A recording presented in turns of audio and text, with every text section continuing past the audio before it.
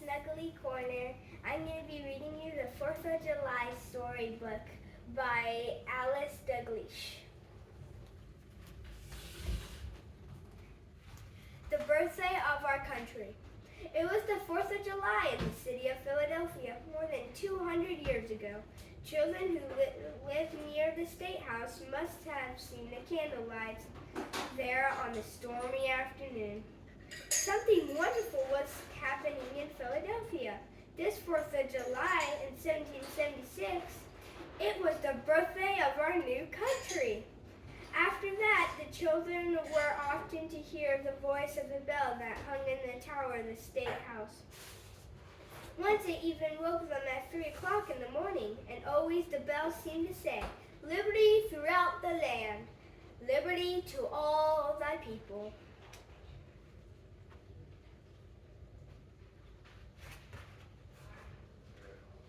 The story of freedom. This was how it happened. This is why the Liberty Bell spoke to the people. Our country was not always the big nation it is now. The land was there, and the rivers and the mountains, the lakes and the forests. Part of it still belonged to the Indians, who lived here for a long, long time. Part of it had been settled by people from Britain and from other countries across the ocean. On the East Coast, there were 13 colonies that belonged to Britain. Each one was like a little separate country. Each had its own name. Virginia was the place where the first Englishmen had landed and made their homes. The Pilgrims had landed in Massachusetts. There came a time when some of the 13 colonies did not want to belong to Britain or to English kings. They did not think that men across the sea should make any laws or rules for them. They wanted to make all their own laws, to be free and independent, so that they began to feel more like one country instead of 13 colonies. But it was still some time before they could learn that they must all work together. People came together in many places to talk about being free and independent. On some village greens, they raised liberty poles as a sign that they wanted freedom.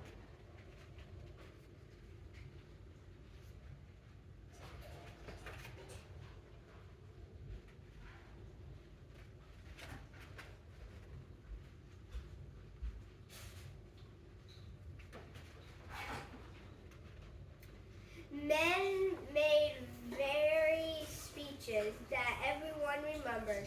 In the colony of Virginia, Patrick Henry made a speech that ended, "Give me liberty or give me death." No one could forget these words. The English king wanted to keep his American colonies. Many people in the American colonies still wanted to belong to Britain. Some of the leaders on both sides tried hard to work things out so that there would not be war. But at last the king sent warships and soldiers to the city of Boston. The first shots were fired in Lexington and Concord in Massachusetts. Now the 13 colonies knew that they must work together. Men from all the colonies came riding to meetings in the State House in Philadelphia. They called themselves the Congress because Congress meant coming together. It was a wonderful day when Richard Henry Lee of Virginia stood before the Congress and said that these United Colonies are free and independent states. A general had to be chosen to lead the army, so the Congress chose Colonel George Washington of Virginia, a gentleman from Virginia, well known to all of us, tall, serious George Washington. in his handsome uniform, told the Congress that he was proud to be chosen. Then he went to take command of the army. The men who represented the 13 colonies talked in a long time and thought a long time, trying to decide whether they could be free and independent states. There was thoughtful talk and angry talk, but they were beginning to agree. They chose a committee of 5 men to write down the things that they believed and all the reasons why they had wanted to be free.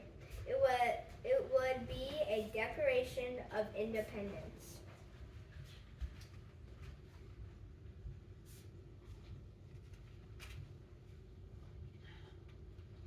Writing the Declaration. The committee asked a young man named Thomas Jefferson to do the writing. Thomas Jefferson came from the proud and beautiful colony of Virginia. With its red soil and tall blue mountains, he was not a good speaker, but he loved to write. It was a big thing to do, but Thomas Jefferson was willing to try it. So he used the plain little wooden desk that he liked to write on. He began all day and part of each night. He sat in rooms in a 3-story brick house, writing. Often he crossed out one word and put in another. The other men on the committee read that what Thomas Jefferson had written and gave him advice. Wise old Benjamin Franklin of Philadelphia made suggestions. So did sturdy John Addison of Massachusetts, who had worked hard for freedom. But when the Declaration of Independence was finished, most of the words was Thomas Jefferson's.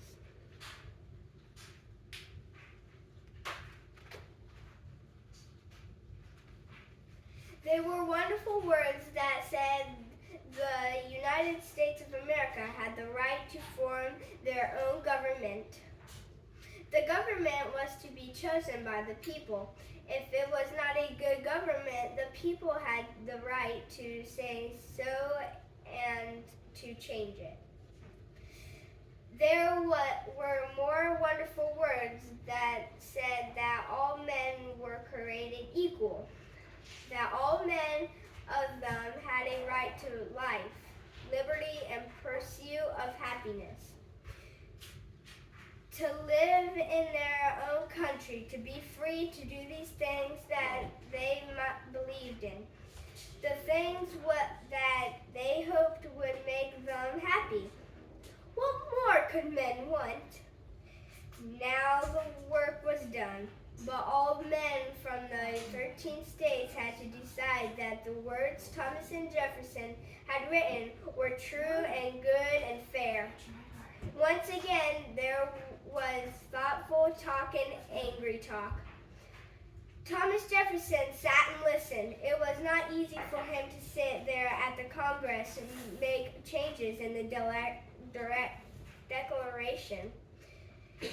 Then the names of the states were called. A man from each state said a vote for independence or a vote against it. When the men from all the states had agreed, they signed their names. John Hancock, the president of the Congress, was first to sign. He always wrote his name in big, bold letters, but on the Declaration, he wrote in even larger. The story is told that on the 4th of July, a boy had been waiting all day to give a signal to an old bell ringer up in the town. And when Congress had voted on their Declaration of Independence, the boy called, "Ring, ring!" Then the bell ringer pulled up the ropes and the Liberty Bell rang out. Liberty throughout the land, liberty to all the people. A few days later, on July the 18th, the Liberty Bell rang again to call the people of Philadelphia together.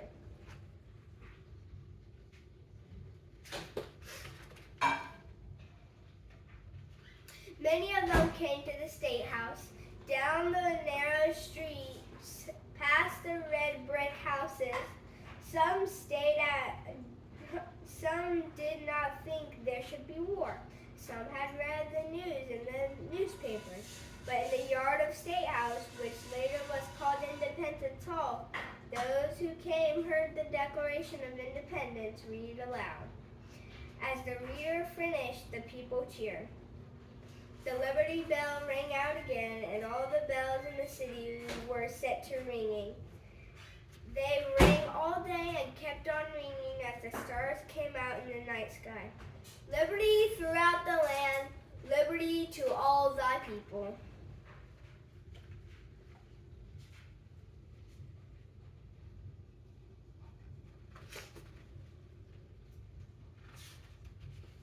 To carry the news.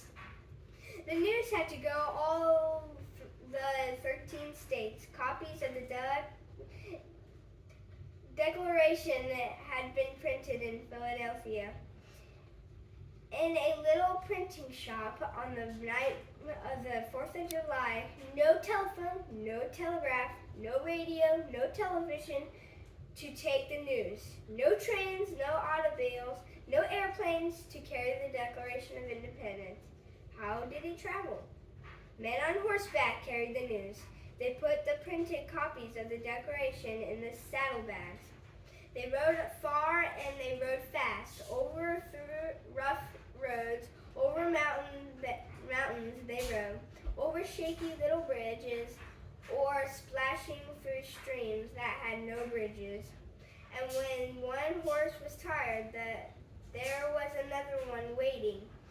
For the news must go on and on and on. All through the country the riders went, taking the news that the Liberty Bell had told. Liberty throughout the land, liberty to all thy people. Some heard the news in churches, perhaps in the minister read the words of Liberty Bell just as they were engraved on the bell, for they came from the Bible and sound like the deep tones of the bell itself. Proclaim liberty throughout the land unto all the inhabitants thereof. Then the minister said, God bless the United States of America. Let all the people say amen. Amen, said the voices of the fathers and mothers and the small voices of the children. Perhaps as a rider went through the rich farmlands of Pennsylvania, he stopped to rest his horse or to tell the news to a friend who was a farmer. Then the farmer stopped to work to listen and think about the wonderful things that had happened. The farmer wasn't British like many other people in the colonies. He spoke German. His people had come to America to be free to worship God in their own way. Now this was his own country, the United States of America. The rider went on, and the sound of the horses' hooves grew fainter and fainter. The farmer still thought about the news. This was his farm, his land. He would always be free to do the work he had chosen to do.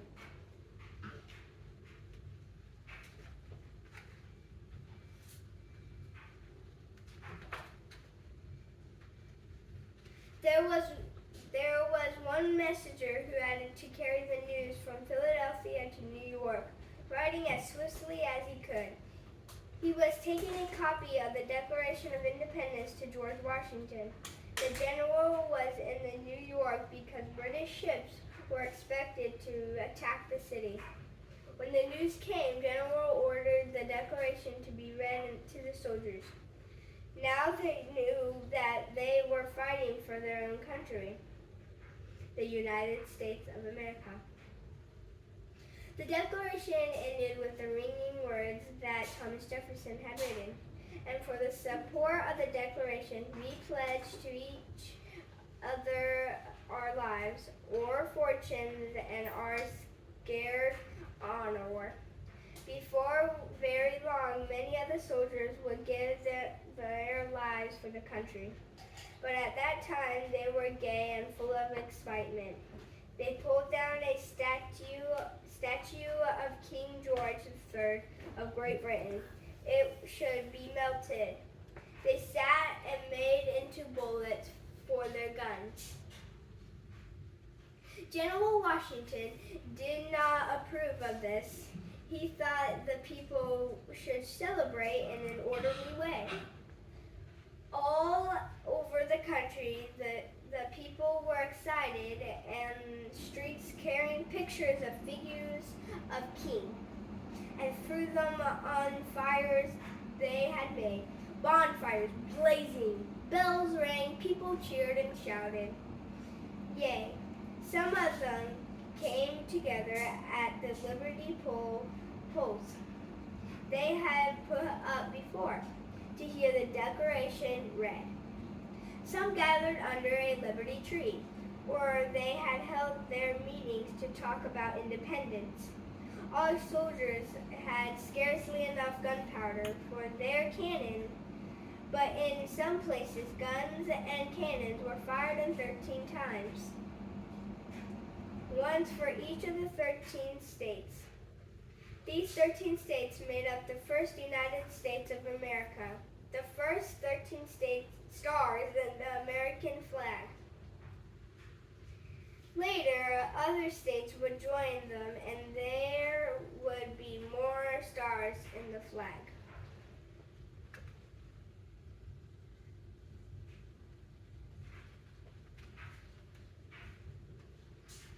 It took a long time for the Declaration of Independence to travel to all 13 states.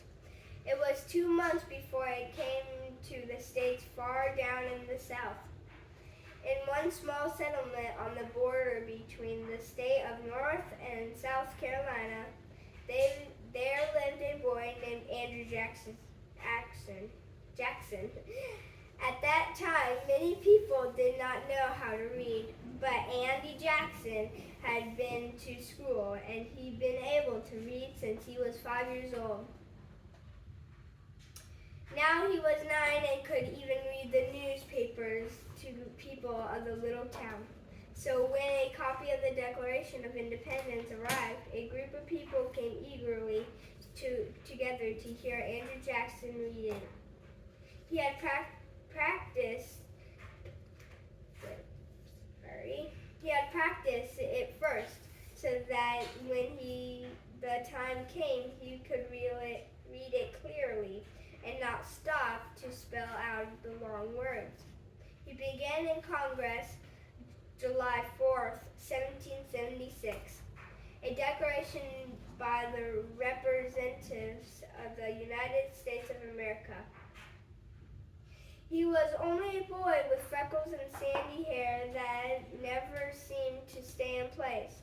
No one could have guessed that someday he would be the 7th President of the United States of America.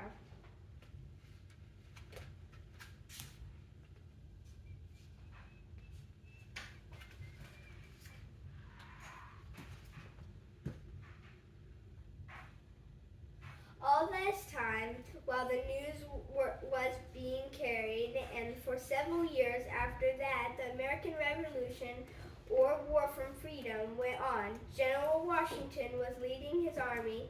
It was a hard war, and sometimes our soldiers were cold and hungry. Sometimes they had only ragged clothes to wear, no uniforms and no shoes for their feet, and many of the soldiers were only boys, 15 years old. Sometimes it seemed as if the British soldiers in their fine red coats would win in the war. They won battles and captured towns and cities. When the British were coming to Philadelphia, the Liberty Bell was taken down from its tower. It was hidden under the floor of the church so that the enemy soldiers could not find it. The Congress had to move from Philadelphia to another city and another. Always the Declaration of Independence went with them. The Declaration was taken to many different places. Once it was spent the night in a barn. It was a dark and sad time for the United States of America, but some of the countries across the sea in Europe sent help. One day, a French general named Lafayette landed in America. He brought the news that ships and soldiers were coming from France to join the Americans in their fight for liberty. Even brave General Washington had tears in his eyes when he heard this wonderful news. Soon the French arrived and helped a great deal.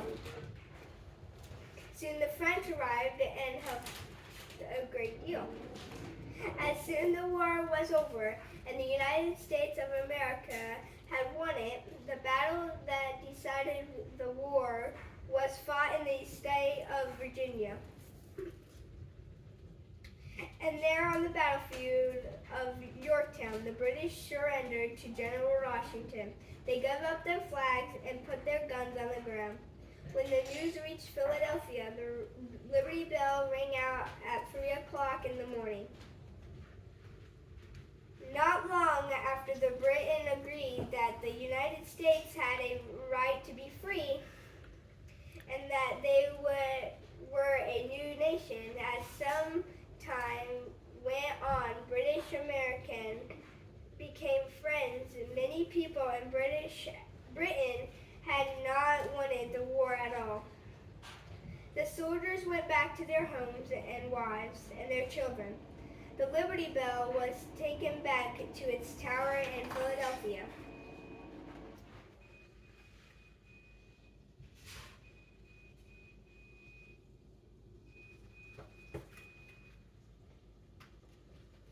The states still had not learned to work together as a one nation.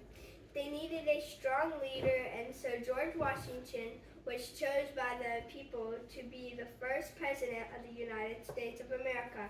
John Adams, who helped the Declaration of Independence, was the second president. Thomas Jefferson, who had written it, was the third. Independence Day, the 4th of July, became our most important national holiday. Now the Declaration of Independence is in the city of Washington, where many children and grown-ups go to see it. The Liberty Bell is in a room in Independence Hall in the city of Philadelphia. It is a very old bell, and it is cracked and cannot ring anymore, but it is still a very wonderful bell, and on it we may read the words, "Proclaim liberty through all the land, united all the inhabitants thereof." The end. Thank you for listening. See you next time.